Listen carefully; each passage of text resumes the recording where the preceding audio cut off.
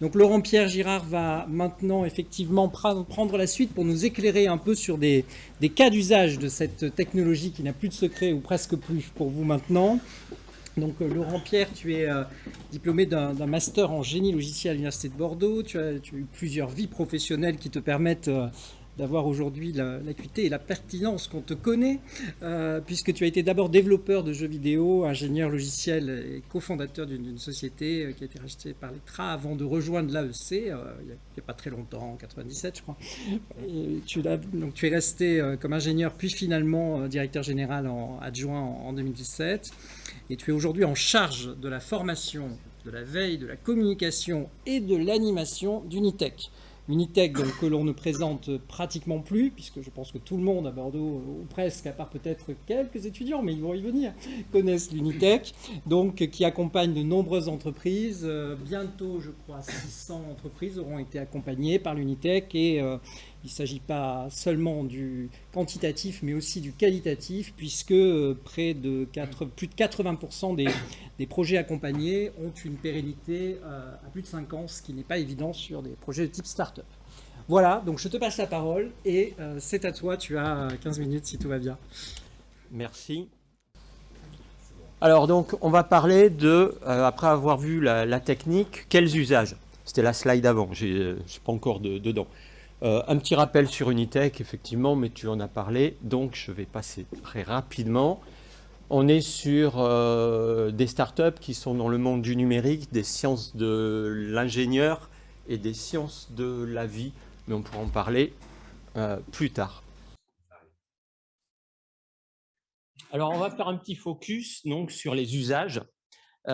Et pour commencer, on pourrait, quand on parle à des gens sérieux comme vous dans le monde, dans votre secteur professionnel, voyez les chiffres, moins 97% sur le marché des NFT depuis janvier. Bon, a priori, on se dit, on passe à un autre sujet, on va directement au cocktail et on va gagner du temps. Non, parce que effectivement, les NFT, c'est pas le Titanic, et on va voir que derrière tout l'aspect hype et buzz qui sont cachés par la vidéo, mais vous avez ces hype et buzz qui vont plutôt être sur les couches hautes de cet iceberg, qui vont plutôt concerner tout ce qui va être collection, cartes. On va voir que en descendant, on va voir la partie utilities et communities, utilitaires et puis communautaires, qui sont des choses qui sont beaucoup plus posées et qui risquent beaucoup plus de durée, mais dont les médias parlent beaucoup moins. Alors, ça doit être une animation. Non, il n'y a pas d'animation. Donc voilà, vous aurez ensuite certains intervenants dans la table ronde qui reviendront sur ces sujets-là, chacun étant spécialiste d'une des tranches que l'on va voir ici. Donc je dis, je ne reviens pas sur cet aspect collection, la partie sur laquelle on va avoir le plus de spéculation et qui sont les crypto-manqués que vous avez en haut, toutes les cartes à collectionner qui ne sont pas plus différentes que les cartes à collectionner de baseball ou de Pokémon que l'on connaît, des œuvres d'art, des sneakers de chez Nike virtuels, voilà, tout un tas d'objets numériques qu'on va collectionner, sur lesquels on va pouvoir spéculer. Ça sera la seule slide là-dessus. Par contre, on va beaucoup plus parler de la partie utility et community, et on peut l'illustrer avec cette image. Le dernier, non, ce n'est pas Spielberg, c'est Scorsese. The Irishman a été financé. Scorsese n'a pas pu trouver de financement au niveau d'Hollywood classique, de manière classique. Donc, il a financé son film par des NFT qui sont un accès. Donc, à chaque fois, un NFT, c'est un titre de propriété sur quelque chose. Donc là, sur une part de coproduction du film, donnant droit à la partie communautaire. Donc, je vais rentrer dans le cercle des fans de Scorsese. Je vais donc avoir droit comme ça à rencontrer le casting, l'équipe, des visios, des avant-premières, des morceaux de films qui ne seront pas montés et dont je vais pouvoir disposer. Et c'est tous ces objets, tous ces goodies qu'on appelle la partie utilitaire. Donc, on accède à des données avec notre NFT, et en général dans le cadre d'une communauté d'intérêt, là les fans de Scorsese.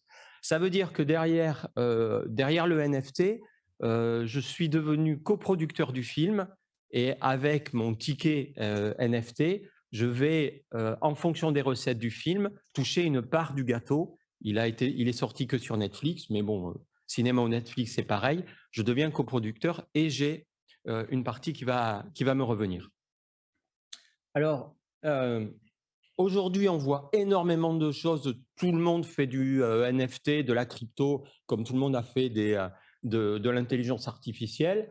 Alors, vous avez des choses comme, voilà, c'est un portail sur un club de vin, mais quand vous voyez communauté où les amateurs de vin, luxe, le métaverse, les blockchains et les objets de collection rencontrent la vraie vie, il y a trop de mots-clés qui font que derrière, bon, ça sent un peu quand même beaucoup de projets pipeaux. C'est pas pour autant qu'on peut avoir des choses très simples. Et là, j'ai pris un exemple d'un bar à Londres, le Yves Bar, qui a sorti une collection de NFT que vous voyez, donc représentée par une photo d'un cocktail. Et vous le voyez dans le descriptif, ça va vous donner droit à un nombre de cocktails gratuits au bar. Les acheteurs auront la recette du cocktail, une masterclass en personne ou en visio avec le barman. Donc là aussi, les utilities qui vont être fournies, au-delà du simple NFT, vont être relativement intéressants, à la fois pour le bar et puis pour ceux qui vont en bénéficier. Aujourd'hui, ça va se développer dans tout un tas de domaines. Le dernier que j'ai vu passer, que j'ai collé tout à l'heure, c'est votre carte de don d'organes, si vous décédez malencontreusement avec le tramway en sortant. Il n'y en a pas aujourd'hui, donc vous aurez le temps de faire ça demain. Vous allez vous enregistrer.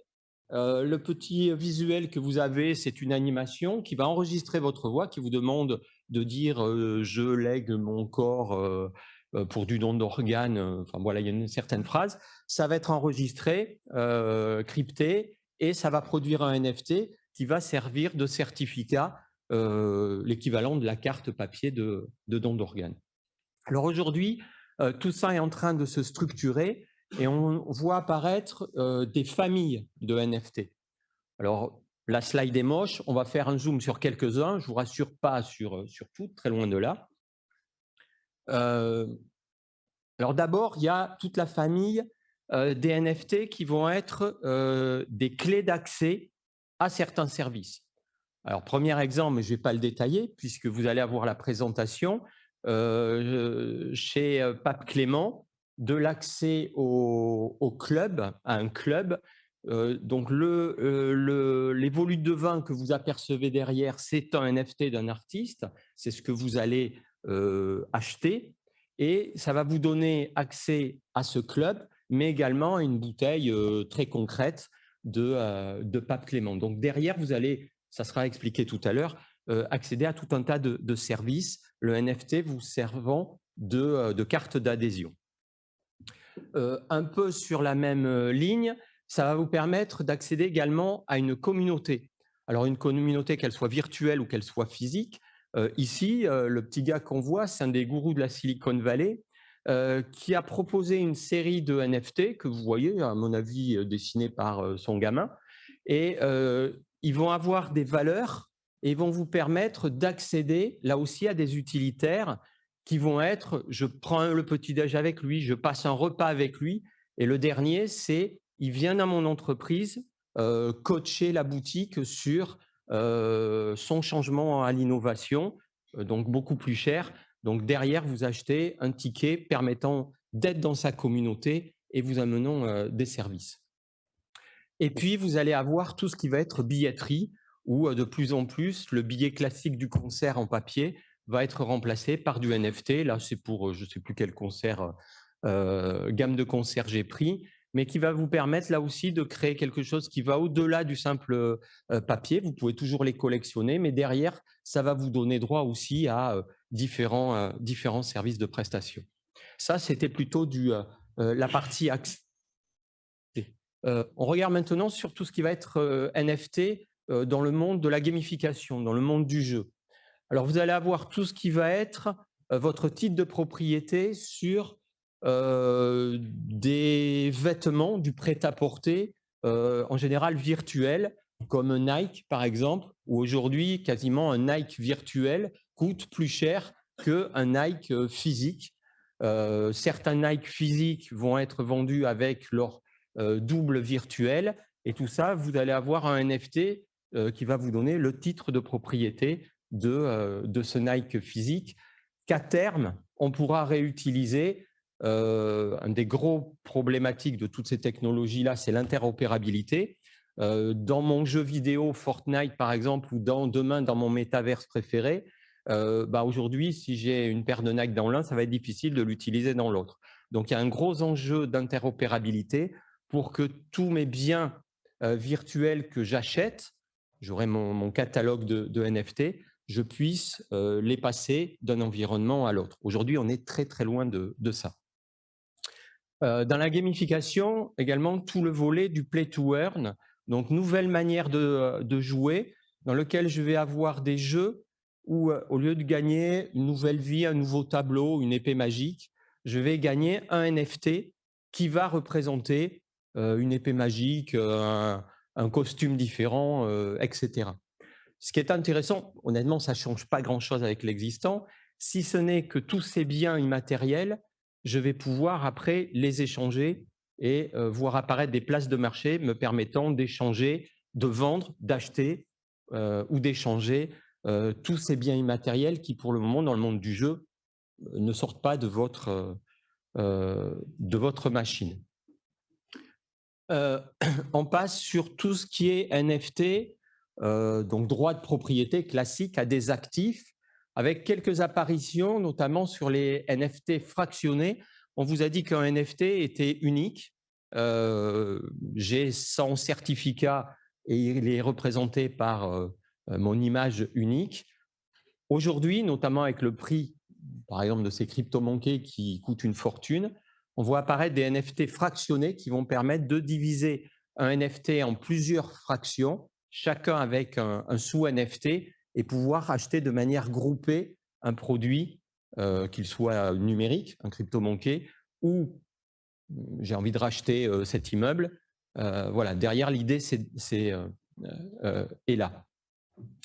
Tout ce qui va être droit d'auteur, donc le NFT va représenter un contrat d'auteur ou une part de contrat d'auteur.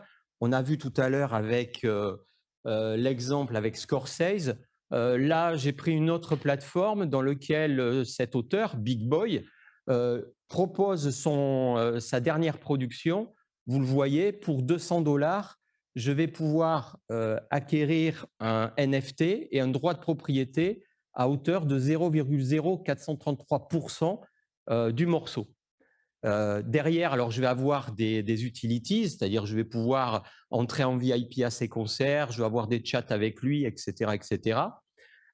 Si je mets 200 €, j'en aurai moins que si je mets 4 999 $. J'aurai là aussi une part plus importante, mais je suis coproducteur. C'est-à-dire que quand ça va tourner sur Spotify, en fonction du nombre d'écoutes, je vais récupérer 0,0433% de la part du gâteau.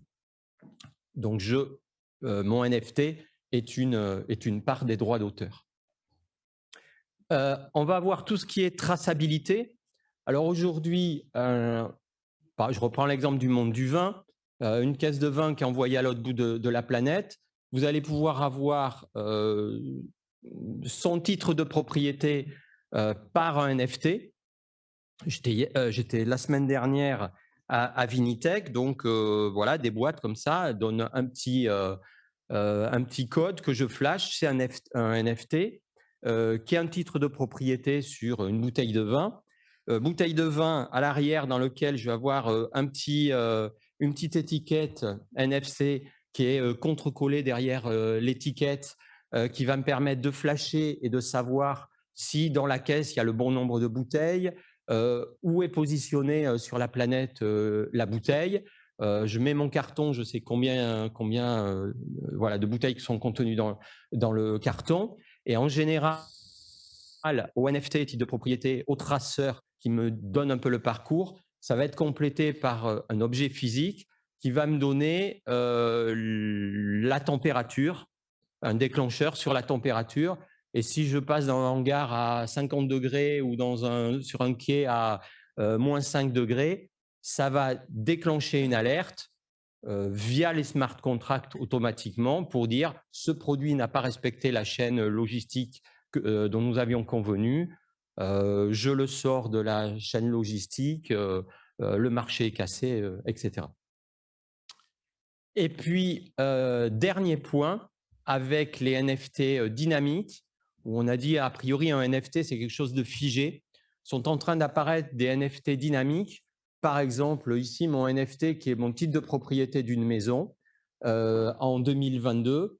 En 2037, il aura évolué, mais je vais avoir la trace dans ce NFT de la maintenance de la maison et puis des différents passages de vente et prix de la maison. Voilà, donc vous voyez qu'il y a énormément de choses qui sont en train de bouger dans le monde des NFT, qui sont loin de l'aspect buzz, flambée des prix, etc.